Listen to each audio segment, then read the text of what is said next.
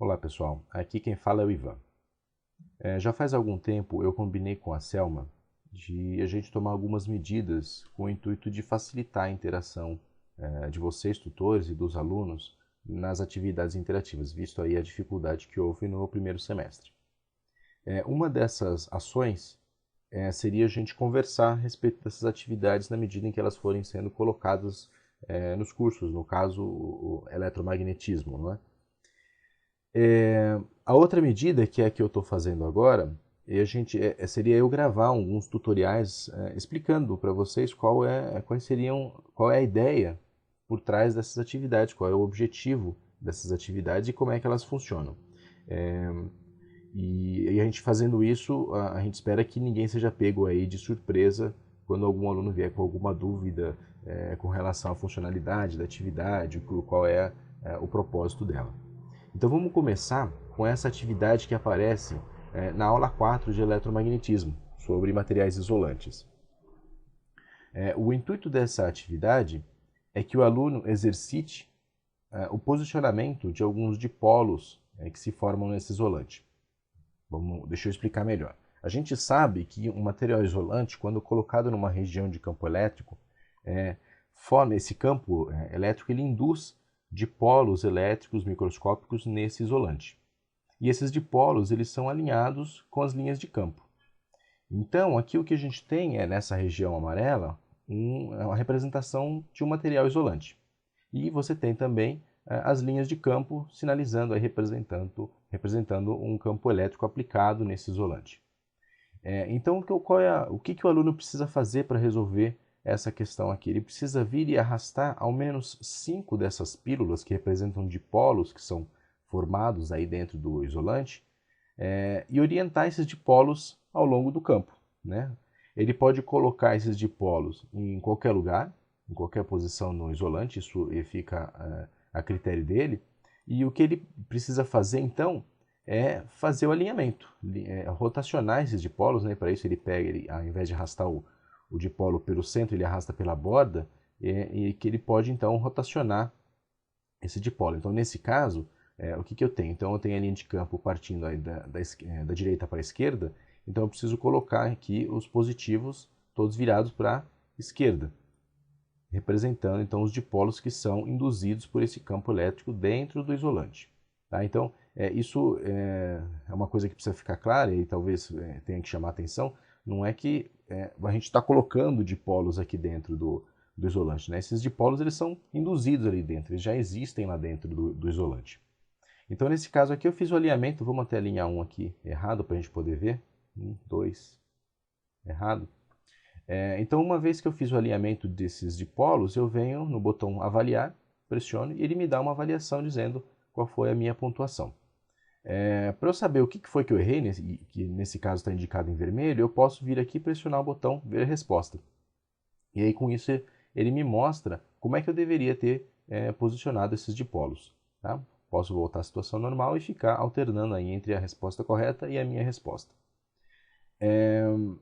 Além disso, eu posso, uma vez que eu terminei um exercício, eu posso vir aqui nesse botão tentar novamente e criar um novo exercício. Então ele vai escolher um outro isolante, um outro campo elétrico, e aí novamente eu tenho que ir lá e repetir a atividade quantas vezes quiser. Né? Uma característica dessas atividades que a gente faz aqui é justamente essa, que o aluno pode fazer quantas vezes ele quiser o exercício. E além disso, essas atividades elas sempre começam sem valer nota. Né? Então, o aluno ele pode tentar quantas vezes quiser os vários exercícios aqui, né? Ele pode continuar fazendo alinhamento, avaliando as suas respostas e tal, e isso nunca vai estar valendo nota, até o momento em que ele pressiona o botão valendo nota. E a partir desse momento, todas as tentativas seguintes passam a valer nota. Então, todas as tentativas seguintes, a média de todas as tentativas seguintes, são passadas para o Moodle, lá para o quadro de notas. Então, essa informação passa a compor uma nota para o aluno lá no quadro de notas.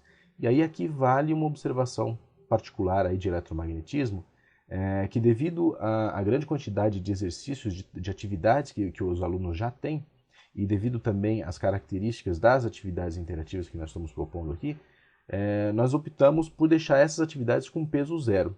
ou seja, elas são atividades de fixação, né? Atividades complementares que sejam. Então o aluno ele está livre para poder trabalhar nessas atividades ou não, a critério do aluno. Então, com relação à interação, ao que essa atividade em particular pede para o aluno, eu acho que é isso que eu precisava dizer para vocês. Aí tem outras informações que são recorrentes, né? Então, por exemplo, as atividades geralmente elas trazem aqui um botão onde o aluno pode ver quantas tentativas ele fez, sendo elas, seja valendo nota, seja não valendo nota. Aqui você tem inclusive uma informação dizendo, olha, a atividade agora no momento ela está no modo não valendo nota. Então, todas as tentativas que eu fizer não são levadas lá para o quadro de notas. Ele me informa também qual é a minha pontuação geral e qual é a minha pontuação valendo nota. Tá? Então, algumas informações aí para o aluno poder acompanhar o seu progresso. Além disso, você tem o botão de tutorial. O intuito do tutorial é dar informações de interação com a atividade para o aluno. E ele é caracterizado aí por esses balões amarelos. Tá? Então, o que acontece? Cada um desses balões traz uma pequena informação, e a informação, o intuito dela é que ela seja bem curta, orientando o aluno não só na interação, mas no que ele precisa fazer, quais são os pontos importantes que ele precisa seguir para poder executar o exercício. De novo, esses balões eles não tratam do conceito. Tá? Isso é função, na verdade, desse botão de orientações, que a gente já vai ver. Mas uma característica interessante desses balões é a seguinte: o aluno, diferente das versões anteriores, o aluno ele não pode clicar em qualquer lugar e sair dos balões e ir para o próximo balão, como acontecia anteriormente. A gente percebeu que o aluno simplesmente clicava várias vezes aqui, apagava todos os balões e ele não sabia mais o que tinha que fazer. Então a gente fez com que, para que esses balões sejam fechados, o aluno tem que necessariamente ou escolher ver o próximo balão, ou escolher fechar o tutorial. E aí ele está assumindo o risco aí de não saber qual é a informação que esses balões traziam para ele. Então, de novo, ele pode vir aqui e reiniciar esse tutorial a qualquer momento. Ele pode avançar nesse tutorial quantas vezes ele quiser e sair desse tutorial também quando ele quiser.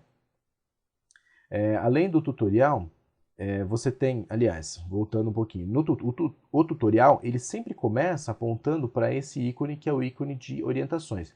Aí aqui sim, nessa janela de orientações, ela traz informações a respeito do conceito e dos objetivos da atividade. Né? Então tem algumas informações mais extensas aqui.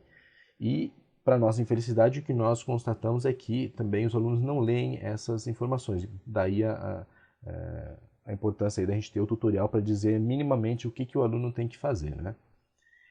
A gente tem o botão de reset também, que é recorrente. Algumas atividades nesse botão ele é desabilitado, porque às vezes não faz sentido, mas nesse caso aqui eu posso simplesmente ir pressionando várias vezes o reset, e cada vez que eu clico ele cria uma nova situação.